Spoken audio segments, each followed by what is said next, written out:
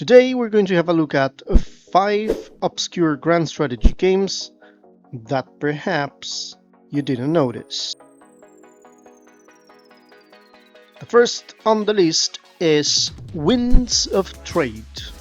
The game is developed by Rumbico Games in 2017.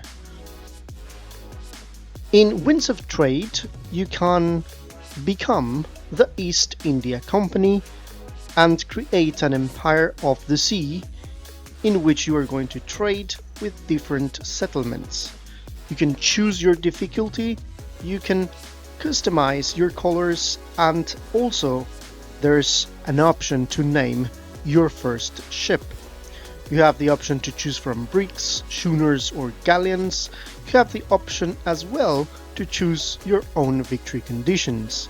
To name a few, we have the option to conquest all of your opponents, become the most powerful in terms of economy, and even a sandbox mode in which everything is possible. You can choose in between different sizes of maps, being those normal and jumbo. You can move around a huge map in the style of Bannerlord. If you ever played Bannerlord, you're going to recognize this type of map, but instead of moving your own troops on the battlefield, you're going to move your ships. So you decide where to go and you decide where to trade. You have a vast map in which you can move your ships, you can buy ships, you can pause the time. You can also manage loans, investments, and you can also manage all the income.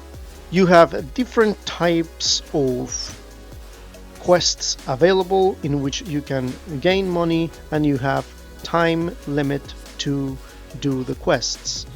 You can also see different types of statistics. It could be the cash, it could be how many ships you have and stuff like that. You can also select the resources that you want to trade, and you can check where are the places in which you can trade that specific resource and get the best amount of money. There are plenty of resources including ivory, jewelry, opium, paper, alcohol, tools, and cigars, to name a few. Every time that you create a new game, you're going to get different names from different factions. You're going to have your own faction which is going to own several places on the map, and you can see as well how each of these places are separated in between other factions. You can go very intimate, and you're going to see different other ships going around, and you can see as well the different cities all around the islands. Basically the maps are pretty much islands, and you can traverse the islands and you can see whatever you want everywhere in the world. The world is very big and you can do a lot of things, and you can have a lot of fun creating your economic empire.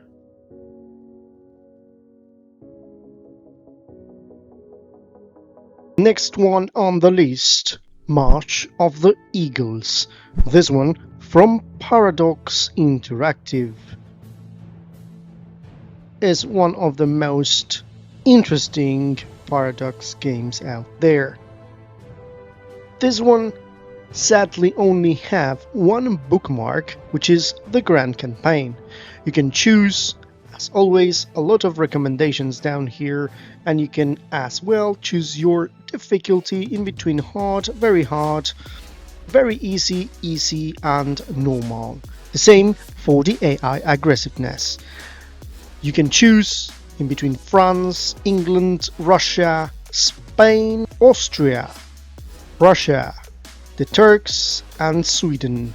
Even though the map is not so big, we have plenty.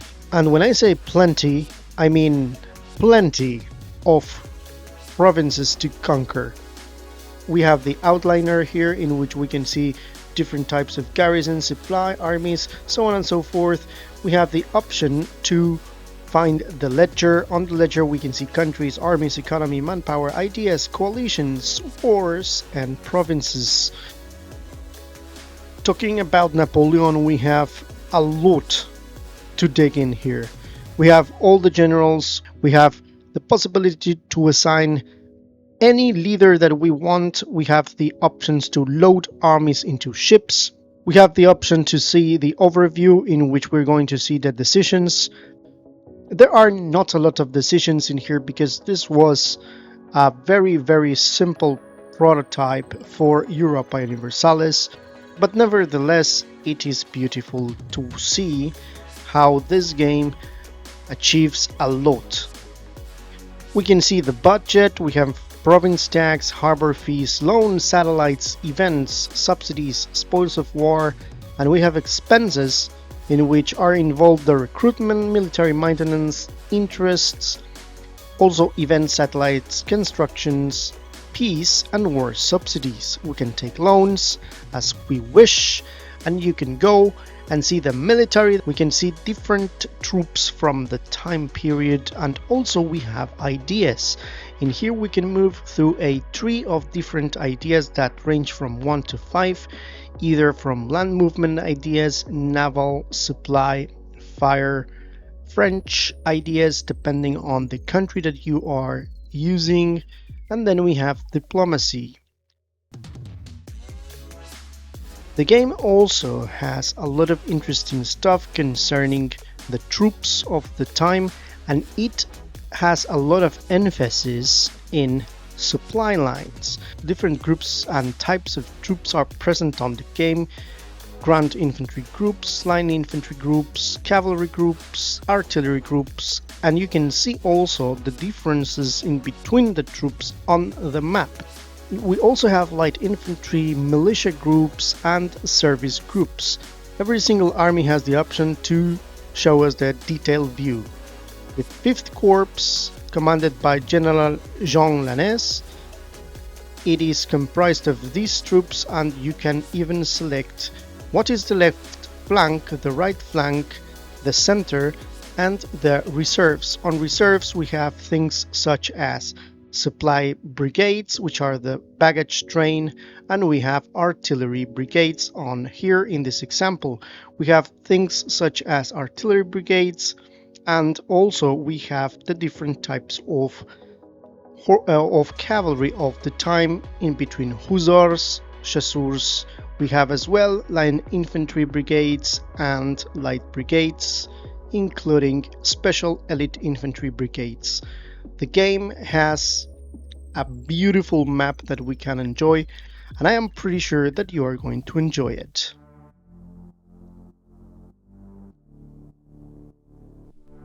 Supreme Ruler 2020.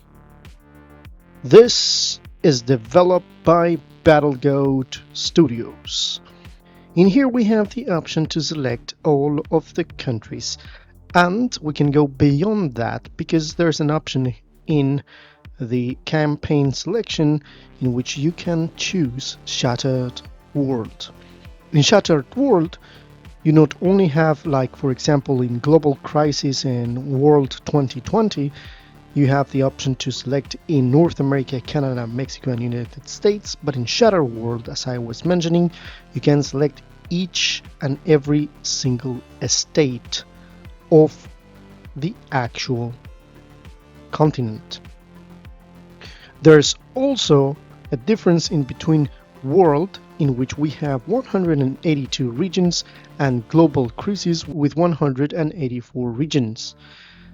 For example, in Europe we can find 2 extra countries such as Cyprus and Andorra.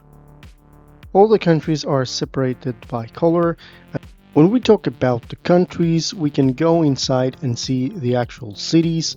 We can select the cities and do different things. We can create cities whatever we want, and we are not constrained on creating them on specific areas. We can develop the countries as we wish. There are plenty of options. For example, if you select the city, you have options such as build facilities, reserves, military fabrication, so on and so forth. When you go into land, you can see here in Napoli, we see that we have consumer. There are plenty of resources that you can trade. In terms of military presence, you can see everything that has to do with military presence. Depending on what do you select, you're going to see the military presence. We see a lot of resources such as agriculture. We can see as well fresh water, timber, petroleum, metal ores, and electric power, in between others. We can see as well the land development in terms of agriculture, airfields, barracks, fortifications, build military buildings. We can go and build also hydropower, things that have to do with oil and research. We can do operations. We can see the emigration, births and deaths. We can see also information about literacy, tourism. Interestingly enough, we have options such as healthcare, we have options such as education, infrastructure, environment, cultural subsidies. You can change the amount of social costs and percentage of total budget, assign different cabinet ministers, and assign them to do different type of tax. In this case, for example, reduce overall tax rate, improve GDP, balance the budget. You can go inside and do it yourself by moving the sliders. You can increase it or slow it. You can do bonds and loans, information about income summary, expense reports. You are going to see the different capacities, production of each industry. Then you can go here and change the industry output, domestic sales as well. The game is pretty nice. You can select the troops, tell the troops to move all together in a single order. You can use the railway to move them fast. You can select each of them separately and move them separately in order to send an order to attack another country. A lot to do in here. These are kind of events that you're going to receive. You can agree or disagree, or you can simply put them off. Control over time, either doing it fast, very fast, normal, slow, whatever you want in the options. A lot of information about the distance by hexes, victory types, and as well if there is an end date or not. You can pretty much customize this thing whatever you want, and trust me, you are going to get a lot of fun. Yet another grand strategy game that perhaps is a little bit obscure, SuperPower 2. In SuperPower 2 you have the entire globe, and this one is quite interesting. You have single player in which we have a couple of tutorials, not too good, but we have also scenarios. Inside each scenario, in which we have politics, economy, and military, we can select beginner, intermediate, and expert, and each of them will give us different options. We are not able to change the country here, it is predetermined. But for example, in economy expert, we have Saudi Arabia. In military intermediate, we have Canada. And politics beginner, we have Turkey. Another option that we have in single player is to set a custom game. With custom game, we have all the countries to select in this section. Then we can choose who is going to control the politics, military, and economy, either you or the computer. You can change it here. And also you can set the goals for the campaign. We can go for achieve world peace. So you select here and you can set your own time limit to those options. You have balance country resources, conquer the world, develop nation, and rise GDP per capita by 50%. When you load a country, this is the maximum zoom out position of the camera. You can go inside and you're going to start seeing different regions. We can choose in between the politics, we can choose in between the military and the economy. The time goes in different speeds. You can select the speed by which the time moves, and that is going to influence as well the night and day cycle. Other interesting thing is that you can select the army here. You have different armies and can move the army, select the movement option, and then the order is going to proceed, and then you're going to move your troops. The troops are not tied to hexes or squares, rather they are tied to the region of the country. You can attack other countries and expand. There are different options, for example, political control, and is going to show you the different countries around the world. According to the year 2001, diplomatic relations, this is going to show you different shades of green, yellow, and brown. We have political strength. We have also the population growth. We can see here the GDP. We can see over here resource balance, so on and so forth. We can also go and see the expenses, the balance, and the income of the country.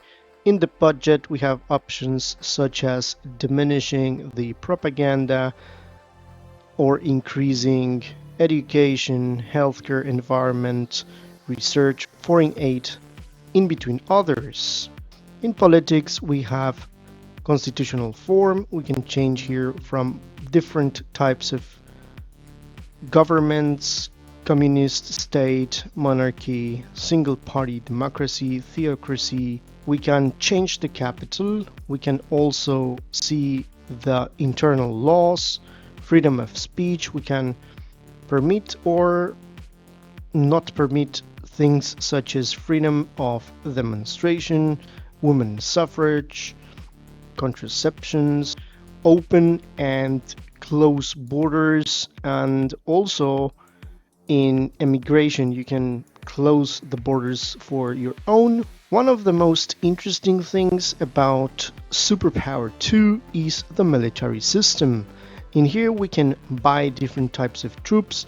We can select things such as infantry vehicles, air defense. Nukes is a thing in this game, so you can actually nuke other countries if you have the possibility. But the most important thing about this game is the design. You can go and click design and you can choose tanks, for example, in this case the M3A1 Stuart, as you can see over here, and then you can see characteristics and such, and then you can do a new design. In new design you can design your own stuff. You can build, for example, infantry vehicles. You can go for artillery guns. The other thing that you can do is to set the different types of tank that we have here. We can change the whole type. We can change the size of the tank. We can change the color of the tank. There's a lot of customization, including the gun range, precision, and stuff. At the end, you're going to have a very nice global grand strategy game / war game that you are going to enjoy. I don't know if you are just a viewer or the usual subscriber. If you are the former and you like my content and also find this video useful or good in any way, subscribe to the channel and contribute to the growth of this amazing community. Don't hesitate to comment and tell others about this channel. I will take this moment to give thanks to all of you for the support. This is our channel. I love as much as all of you this genre, and we are here to make history. This channel will never be possible without people like you guys.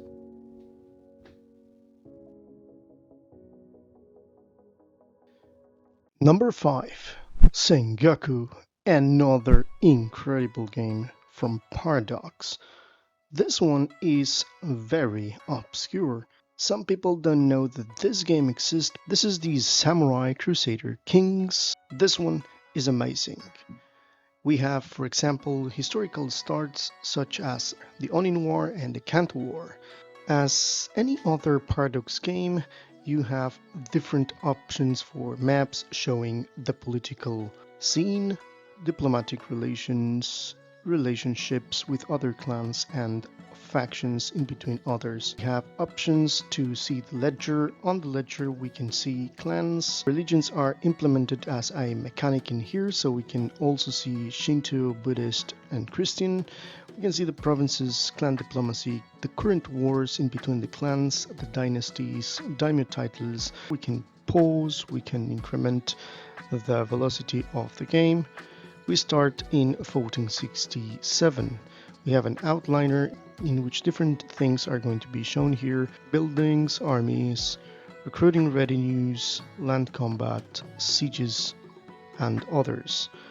We have the court. We can go for master of ceremonies.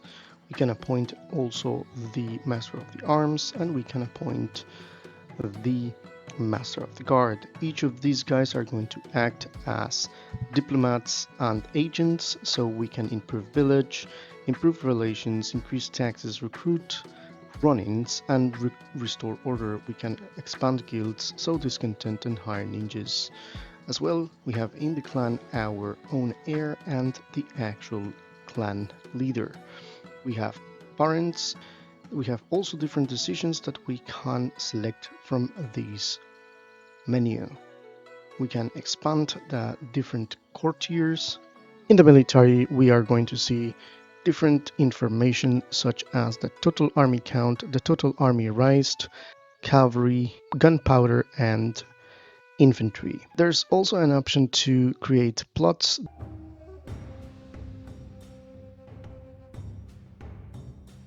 We can also engage in diplomacy and form different clans, join clans, invite others to your own clan, retire to a monastery, exchange hostages, declare war, offer marriage, and grant landed titles. Characters that have different traits in between martial, diplomacy, intrigue, create ninja clans, and do stuff with the shinobi. The religion, as I was mentioning, is something that is implemented in the mechanics of Sengoku.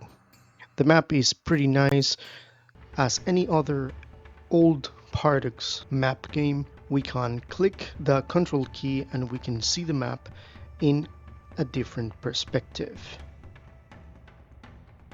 Don't forget to subscribe. This was Victus. See you in the next one.